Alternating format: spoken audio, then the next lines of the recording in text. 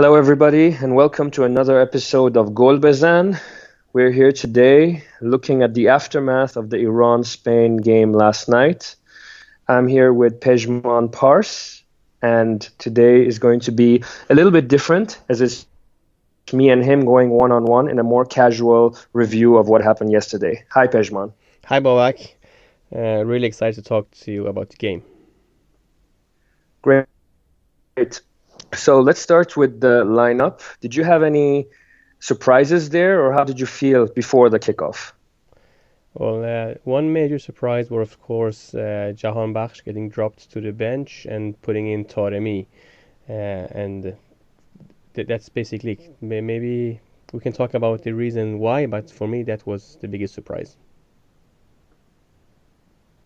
Yeah, I agree. I think it was some lineups were circulating about a couple of hours before the kickoff, and we saw those lineups and thought, okay, it seems realistic. And then just before the kickoff, we heard that Jahanbakhsh is now starting. The first thought was, is he injured or is he dropped?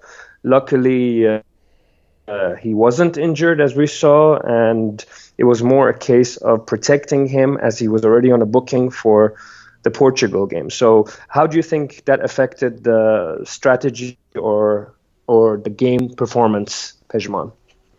Well, I think it was if you look at in one day after the game, it was a smart move bringing in Taremi because, in my opinion, Taremi is maybe a better defender than Jahan Bakhsh, or less worse. To be honest, I don't think any of them is a really good defender, but Taremi proved himself during this game that he was worthy of starting this game.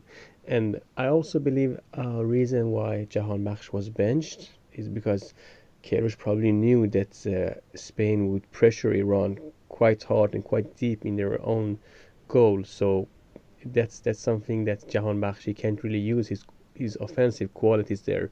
So it was maybe a smart move to letting him play some time in the second half and with a pair of fresh feet that can damage the Spanish team. Yeah, I agree as well. I think, like you said, we knew we were going to be pinned back for long stretches with our strategy. Looked like we were playing, could say, a 4-3-3, but in most parts, in the first half at least, it would turn into a 6-3-1 with, I think it was Karim and on the right side, Taremi falling back to add extra cover on the flanks, allowing Reza Yan Haj Safi to move a little bit inward. So it was very reminiscent of Inter during that Champions League run, if you can go back that far back. So I think yes, maybe it was right because Jahanbakhsh could have been in a risk of getting a booking. At the same time, we saw Amiri get one, and there were a couple of tackles that could have resulted in more cards for us. So Pejman, tell me about the performance and the tactics in the first half. Do you agree with those tactics, first of all? Because there was a lot of criticism on some foreign teams. They called Iran cheaters. That was Roy Keane on ITV. And Ian Wright also said he doesn't feel sorry for Iran because they didn't give it a go in the first half. So there was some harsh criticism. How do you respond to that? Uh, Pardon my French and sorry everybody, but they can suck my vuvuzela, to be honest. Uh, these kind of people that are talking about the Iranian type of playing obviously doesn't know much about the Iranian team, the Iranian players, the Iranian coach.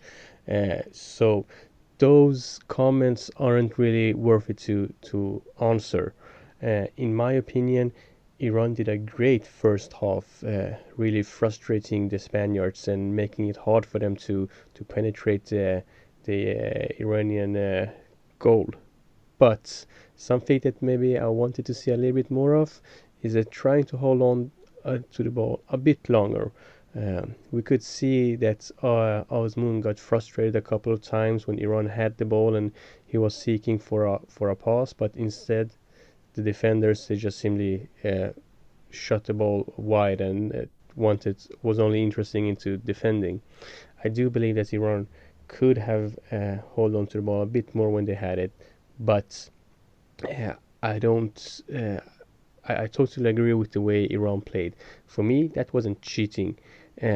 Sure, I agree that there was some time wasting, but if we're going to accuse Iran for time wasting, then we should accuse every team in the entire world for time wasting when they're in the lead or when they don't want to concede a goal. That happens every day in every game in the world. So I think people were just frustrated to see no-name teams such as Iran uh, getting the best out of the play against a super team with almost only Barcelona and Real players not being able to really score or damage the Iranian defense. So that's my call.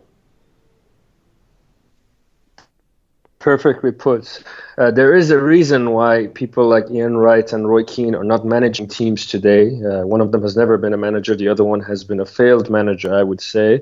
So it would be very naive to think that Iran can play expansive football against maybe the best team in the world, or at least in the top two teams in the world, and try to get a result. These tactics were the only way we had a chance to get a point or maybe steal 3 points. And it's unreasonable to ask smaller nations, footballing nations, I should say, to play anything different than this in order to get results. We don't have the resources, we don't have the players, we don't have the facilities. So for us to equalize that gap, we have to play tactics like this. These are tactics that Mourinho uses, one of the most famous managers in the world. So I think it was harsh, a little bit ignorant, and it shows for a lack of preparation for their roles as pundits on national television. Now, you did point out Sardar Azmoun being frustrated. I have a question for you, and it's come up after having a chat with a friend of mine. Is Sardar, knowing that we're going to play this defensive style, and Sardar Azmoun is a player that gives you 60, 65 good minutes, is it wise to start him in the first half so he runs his legs into the ground? Or would it make more sense to put him on the bench and bring him on in the second half where we expect to be more of a threat on the opposition? It's a good question. It's a tough question because let's say if we bring in somebody else there, maybe Reza Ghoochannejhad, I think Queiroz still wanted Iran to do some counterattacks, and for that, Sardar Azmoun is still the number one option in Iran.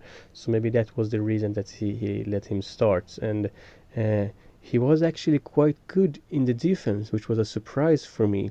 I mean, sure, it was a problem that he went in so deep in the Iranian defense, which basically made it we couldn't have any attacking players when Iran won the ball. But on the other hand, Iran didn't really have much to give in the first half. So I don't know if it would make any difference if we would have Ghoochannejhad or maybe Saman there instead of Azmoun. I think Azmoun's defensive work yesterday should be praised, actually. I agree with you. I think Sardar gave a great performance in terms of effort and ethic. He was pushing himself into the ground. He had nothing left to offer, and it wasn't because he was walking around. So for you to appreciate that, you need to understand football. Rumors are that during the post-match in the mixed zone, he was a little bit emotional and in tears because of some criticism he's received over the last few days. And he even, I don't know if this is substantiated, but he even suggested that he could retire from the national team if people are not happy. I would have to say he has a very thankless job in this system. I'm not sure if he was pulling himself back towards the defense and midfield. I presume it's something that comes from Queiroz. So there's no outlet, as you said, for us to give an out ball towards Sardar like we did in the first game. But regardless of that, I think he had a good game in terms of effort, just like everyone else on the pitch. I'm just thinking forward to the Portugal game. If we're going to replicate this sort of football, would it be worth the risk to bring him in the second half, or maybe you'll be down 2-0 by then, or try to keep him up front. But this is a debate for another day.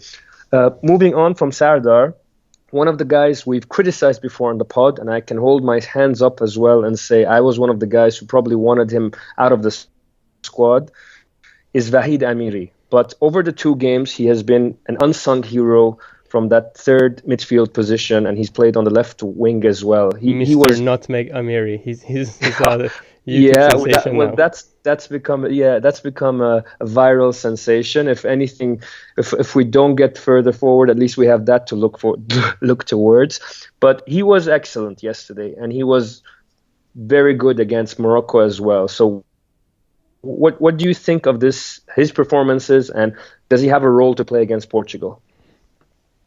Well, I can only agree with you. I was one of those who said that why is Amiri even in this squad? Why isn't Kavi Rezai there? But obviously, Queiroz once again proves us wrong. I mean, he's been a coach for 30 years, so he has some ideas that maybe he doesn't want to show to the world, and let it be shown on the pitch only. Um, um, Sorry, Babak, what was your question? Because I was just so into the Amiri love.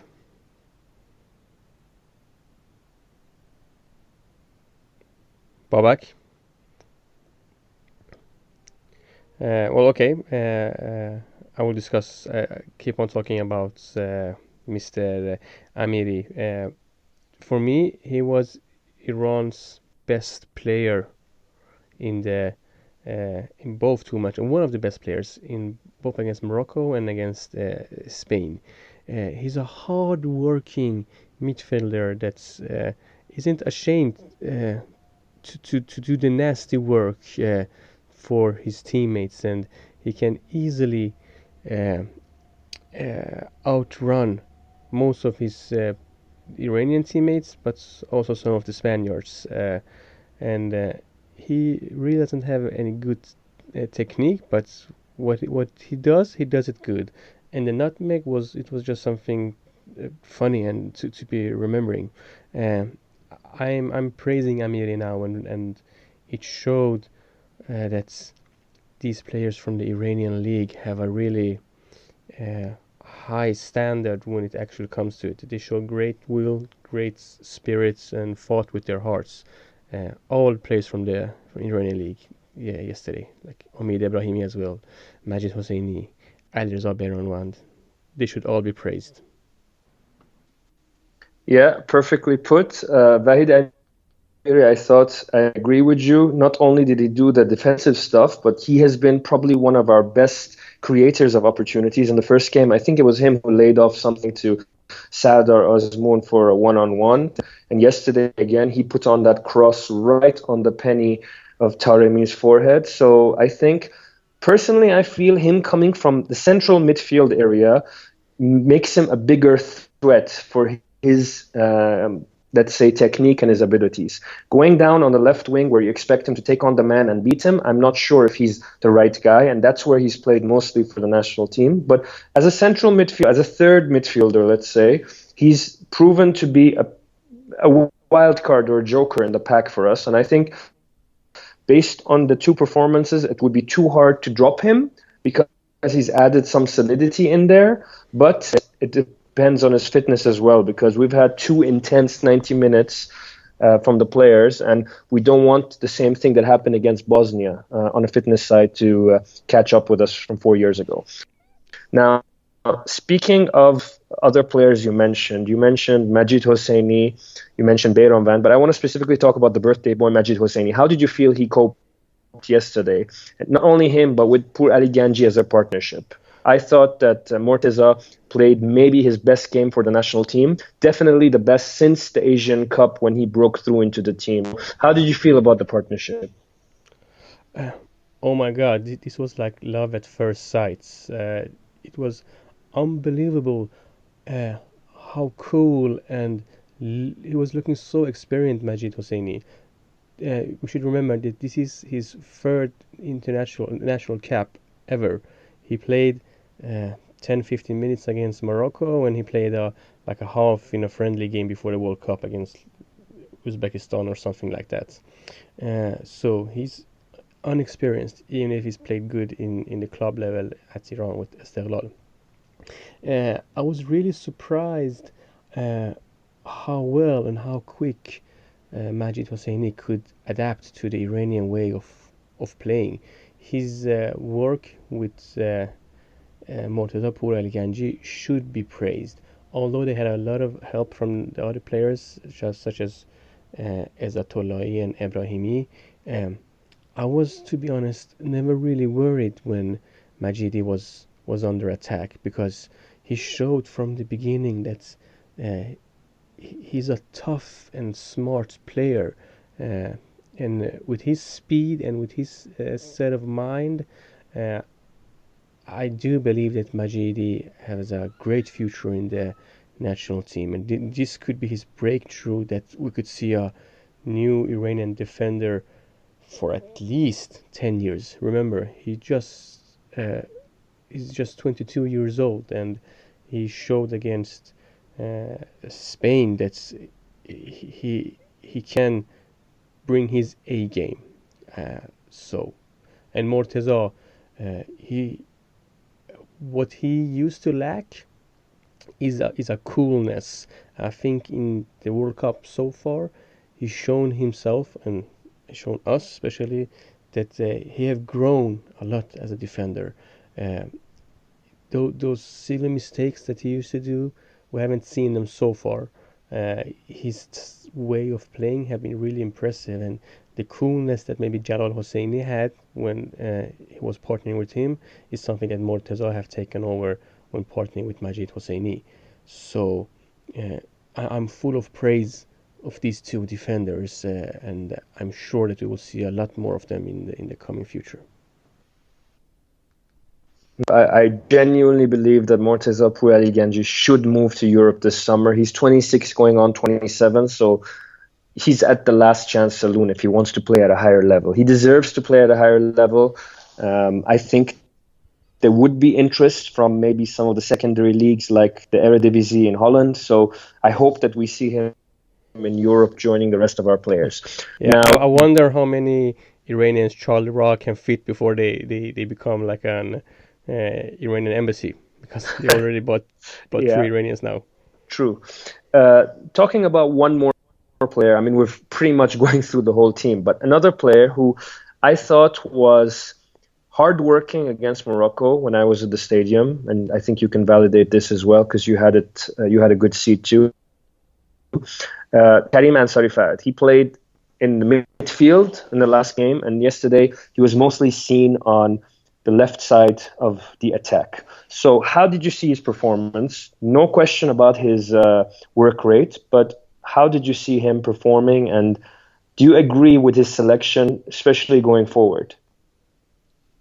I mean, I've seen some people criticizing Karim Ansarifard and maybe wishing Saman Qudus playing instead. But to be honest, Karim, just like Sardar, did a great defensive work. And in both games against Morocco and Spain, Karim had a uh, good spell at the goal. Versus Spain, he was really close to netting. Versus Morocco, he had opportunity, but the shot went wide because he kind of missed it basically. So I'm sure that he's getting closer and closer to the goal because 17 goals in Olympiacos this season is something that you should be proud of, and it's a good record. Um, uh, he's the kind of player just like Sardar. When it's time for counter attack, we can see him getting ready. When he's uh, when he's running against the goal and he's in the goalkeeper's area, uh, all the teams in the world have will have problem against Karim. Um, and let's not forget, as you mentioned before, uh, it was a hard job being a top striker, but being forced to play uh, such such a defensive role that he did against Spain. But he did it good, and I do believe that he should start the next game against Portugal. Let's not also forget that Karim is one of the few two-footed players. He seems equally comfortable with left or the right foot. He had a shot yesterday, I think it was with his right foot, and we've seen him take opportunities with his left as well. So moving on to who I think was my man of the match, or at least from our side. It's difficult to pick one single player out, but I thought Said Izzatullahi was immense yesterday. He I was agree, very cool on the ball. 100%. He was very cool on the ball. He didn't give the ball away so much. He didn't hoof it up as much as some of his teammates were, like Ramin Rezaian, who I don't blame, to be honest, because under pressure I would rather clear the ball than risk losing the ball. And he tried to dally a couple of times in defense. But going back to Saeed, defensively, he did great. Offensively, he was laying off some good long passes. He even scored a goal, which we don't want to go too much into it, but let's say it was dubious at the very least. It could have been called either way. So, how did you see Saeed? And was this the Saeed that we all have been waiting for the past 4 years to show up for the national team? As I said, I do agree with you that Said was man of the match for Iran, and before the World Cup, I made a list with strengths and weaknesses of all players, and the weaknesses I had with Said was that he's kind of slow. He usually is not that good on one-on-ones, and he always seems to get a yellow card because it's kind of easy to go past him when he's standing still. But I don't know what happened during the last games, because or during the game against Spain, to be honest, because Said was showing speed, even if we saw that Spain had the ball a lot and Iran just needed to defend. Uh, uh, the ball went around the team really fast, and it's hard to keep up with the Spaniards. But I was really shocked and surprised how good of a leader Said Azatollah was. He's also just 21, 22 years old, something like that. Uh, his his ability to be like a chain between the defenders and the midfielders was really impressive. He was good when Iran was really under pressure during the first half, and was really good after the goal when Iran came back into the game much more, and showed that they're not just a team in the World Cup to see and learn. They can very well hold the ball and create some chances. And a lot of those chances started with Said's uh, beautiful mind that he had. Perfectly put again. So I really don't have much to add other than he was excellent, and I hope that we can see more of this on a consistent basis. Part of it will come from moving and playing in a higher level of football in a better league, I would say, in Central Europe, one that suits a player of his style. The Russian league is too physical and puts too much emphasis on the, let's say, the English style of playing football rather than the Iberian style. So hopefully we'll see Saeed moving to another club after the World Cup.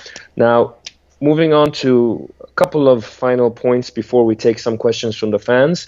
Firstly, Carlos Queiroz. We've questioned most of his decisions over the past months, but first the one about Jalal Hosseini, and we've seen Cheshmi slot in doing well, and then we've seen Majid Hosseini doing it. Both of them are younger players, so it's opening the road for the future. He's been vindicated. Then you see Vahid Amiri, and there he's been vindicated. Then you see the starting lineups over both games had some eyebrows raised, and again, you would argue he was vindicated. So, what do we have to say, Pejman, about Carlos Queiroz and not only till now during the World Cup, but for the future? Um, well, just as you say, he's been criticized, and I think we were all shocked that Milad Mohammadi was on the bench and Ehsan Hashtafi started at the left. We were all pretty much all shocked that Ruzbe Cheshmi was starting, all shocked that Vahid Amiri was playing, and um, what we need to do, or at least I need to do, I need to take a step back and maybe don't be so emotional judging these players from a couple of good or bad games.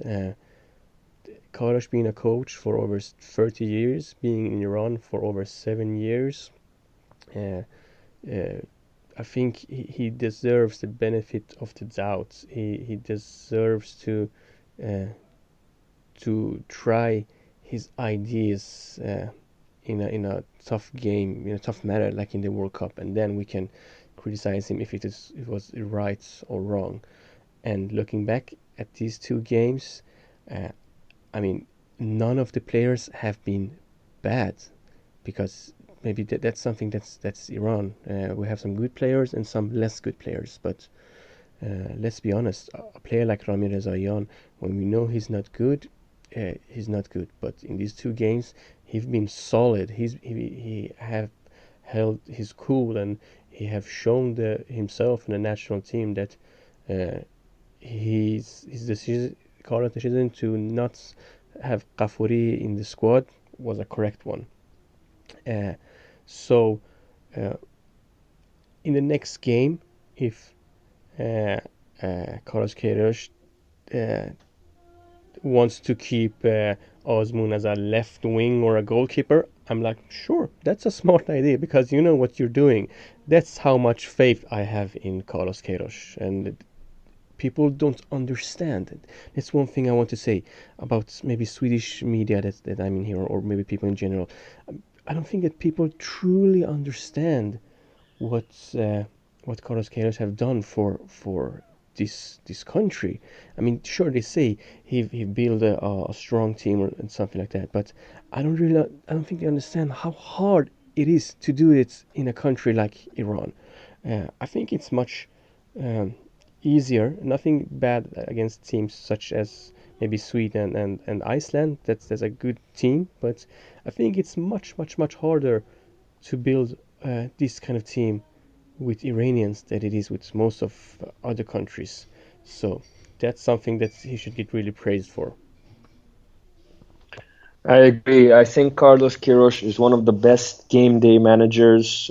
I can barely remember any decisions he's taken that's been wrong during the 7 years when it comes to picking the lineups or making substitutions or tactical changes. Honestly, he has he's suited for countries like us. I'm not sure if he's the right manager for a team like Real Madrid or Portugal national team, because they have the talent to ensure more expansive football. But for a country like us, for a team like us, he's the perfect manager, and I think he's done enough for us to give him the benefit of the doubt, as you said. Now, moving on towards some questions from fans. Yeah, just one last thing, Babak. Sure, go ahead. Listen, um, Carlos Queiroz was one of the biggest critics of the Iranian national, no, sorry, for the Iranian league and the players not being fit enough. But we saw four players from the Iranian league in the starting lineup, and five if we count with Taremi, who was there just 6 months ago. It's really, how can you say, it's really impressive that you can keep a bench full of legionnaires. I mean, you have Reza Ghochanejad, Saman Qudus, you have Milad Mohammadi, Amir Abedzadeh. I mean, you have several players on the bench that we all think should start, but uh, and if it was with any other Iranian coach, I'm 100% sure that they would go out in the media and say, "Oh, I've become legionnaire to sit on the bench on the Iran." No, I don't think so. I'm really pissed and I'm going to show it. But no, what you see is Reza Ghochanejad, Milad Mohammadi, Saman, all other players. They they go and in the media and just talk good about Carlos Queiroz, although they haven't been playing a single minute. For me, that takes some really good skills that you need to have to being a leader. And I mean, the guy should do a TED talk about how to handle Iranian divas, because that's impossible. You're right.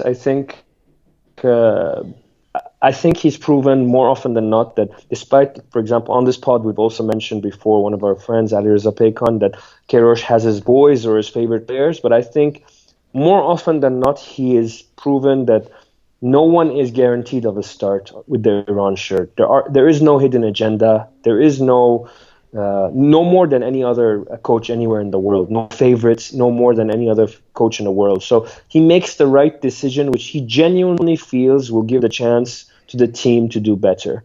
So we can all be happy about that. And as Pasha Hajian has said many times, in Carlos we trust. Now, moving on to the questions, we've got one from, I think it's Amir Moshiri on Twitter. He asked, what can we do to get Ronaldo injured? And before I put that to you, well, he's asking before the game, to be fair.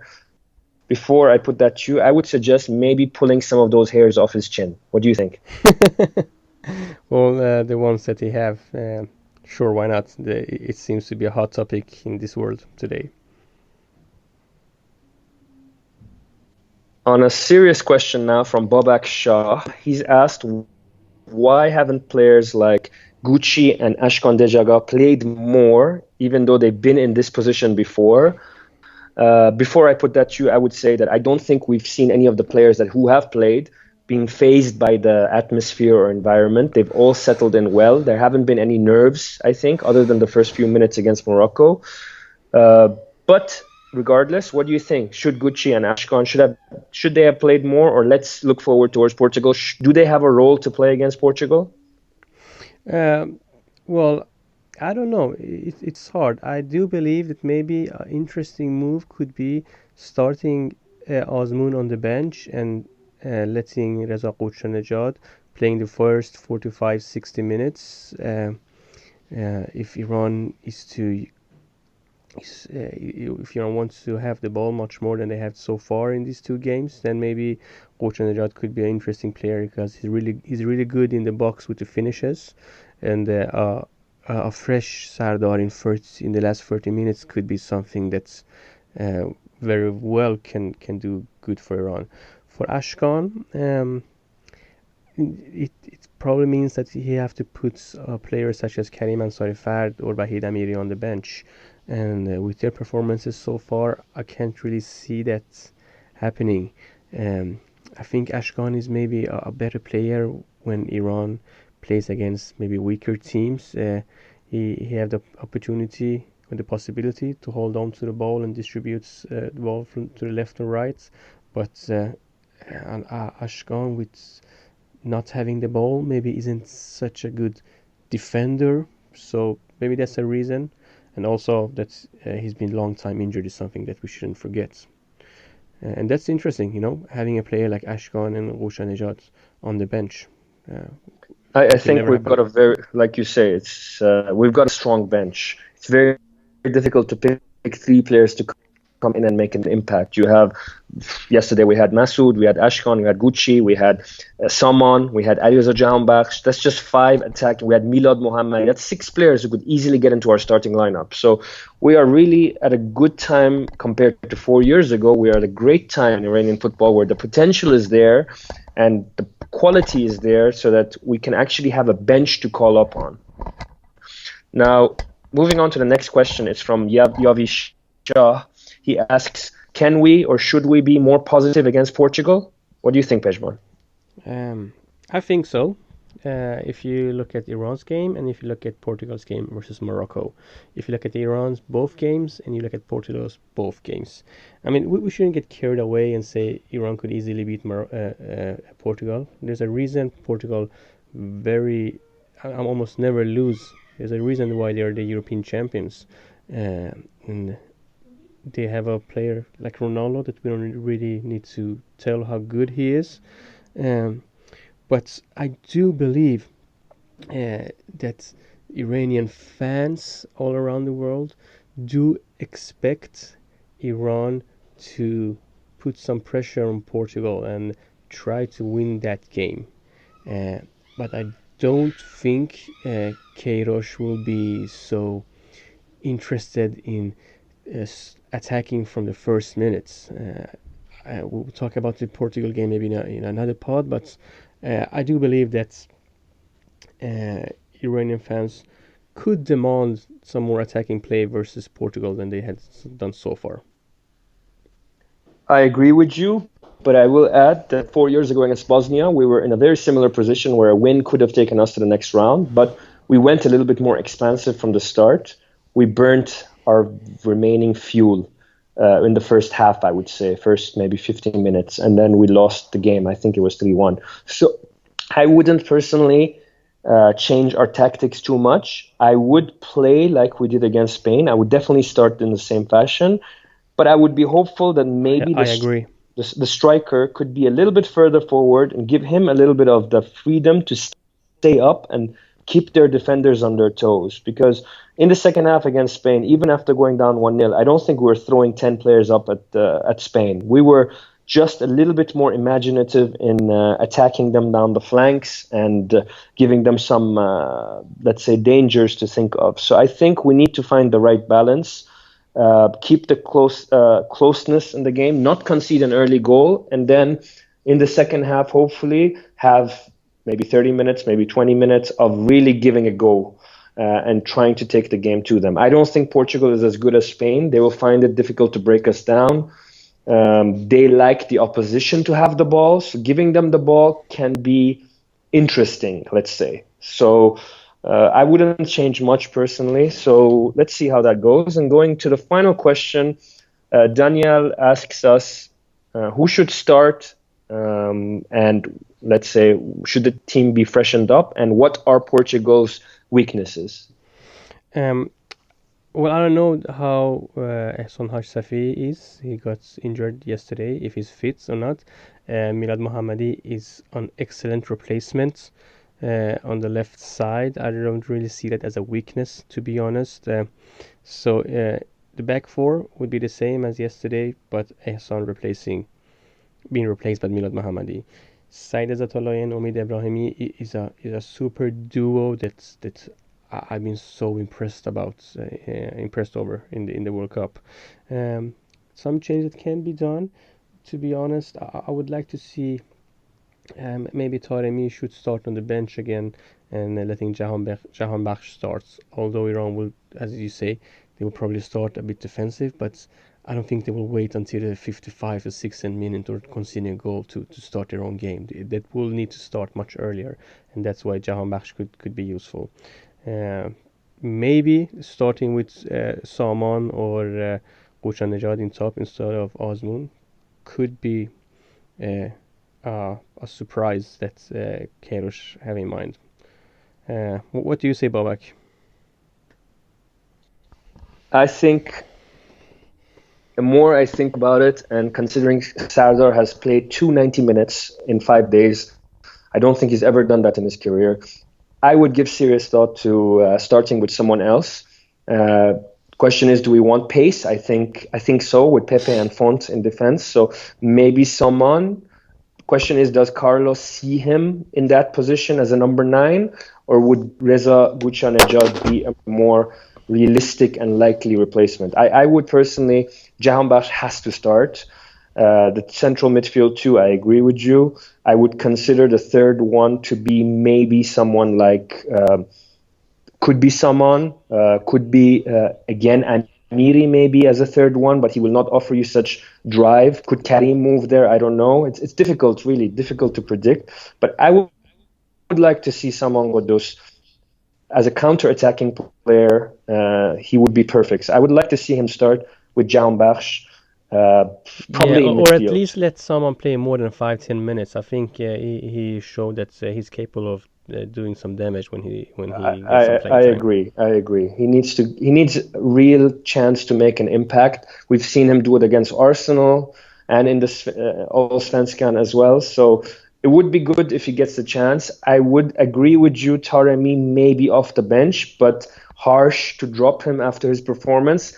Generally speaking, we would like to see some fresh legs because these guys have been running themselves into the ground. So really hard to predict, but I think fresh legs up front as a striker and bring Sardar on in the last 30 minutes when opposition is tired and we're going to be a little bit more on the front foot. So actually Sardar is going to get into the positions where he can make an impact.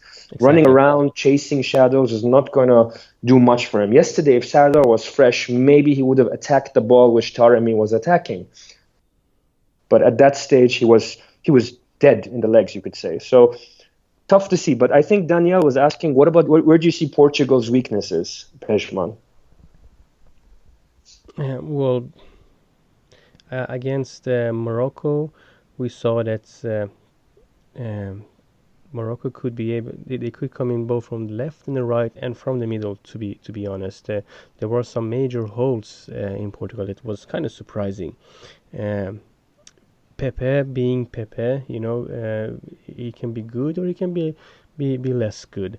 Uh, they're they're not as a good team as Spain, and they do have some players that uh, are not on Iran level, but they're not super quality that we've seen. So I think not letting Portugal have the ball could be kind of stressful for them, and they could do some silly mistakes because we all know Portugal's tactics. It's like getting the ball to Ronaldo, and although it's a really easy tactic, so far no country in the world have been able to stop them. So yeah, it's nothing to be to laugh at, to be honest.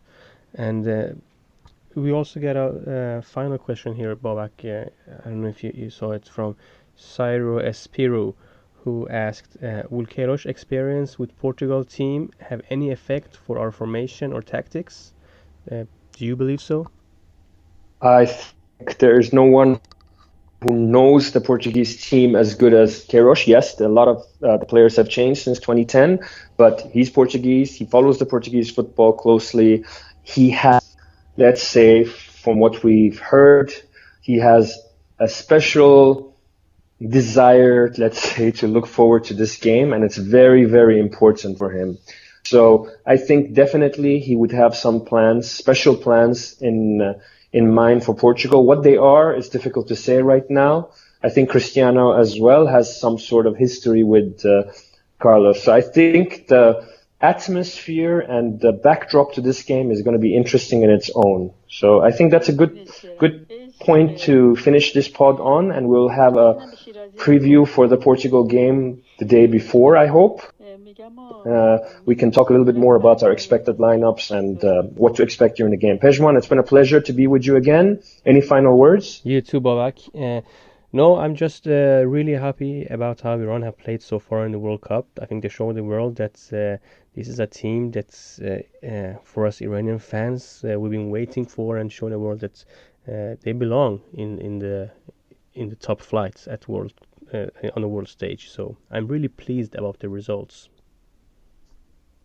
Yeah, it's similar to the feeling after the Argentina game, although probably even more proud. I think we can keep our heads up, and more importantly, the players and the management should keep their heads up. They've made a nation of 80 something million people proud, and I think we got a few admirers out there, at least the ones who understood football, respected the Iran performance yesterday. So until next time, everybody, we hope you enjoyed this pod, and see you later.